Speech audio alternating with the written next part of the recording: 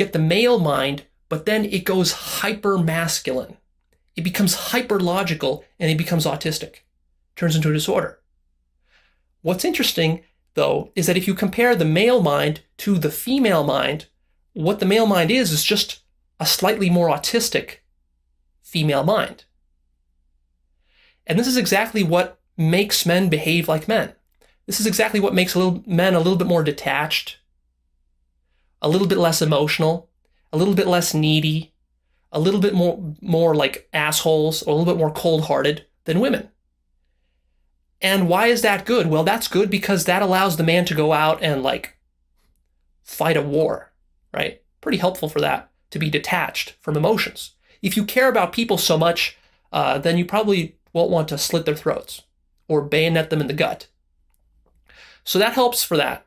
Now, with women, they're more emotional and empathetic. What does that help with? That helps with nurturing children. Because what does a child need? A child needs unconditional love and support. A child doesn't need logic. A child doesn't need to be told everything that he's doing wrong. And in fact, that's a common mistake that fathers make with their children, is that fathers are so overly logical that they're not considering the child's feelings or emotions. They're just telling the child exactly the blunt truth of the world. And maybe the child is not able to handle that at first. And so the child becomes this neurotic kid who's trying to please his father for the rest of his life, and that creates problems. Right? So very deep, right? I think this goes so deep if you really want to study this subject and you want to take a look at all the different factors that are here.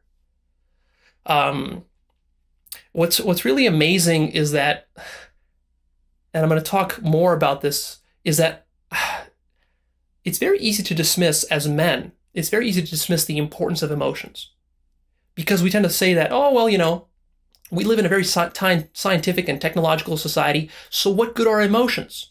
Emotions are useless. We want to model the world and figure everything out, and we want to be very scientific and logical. But women aren't logical. So women are kind of crazy. How do we deal with that? Well, let me not deal with that issue at all. But see, what you're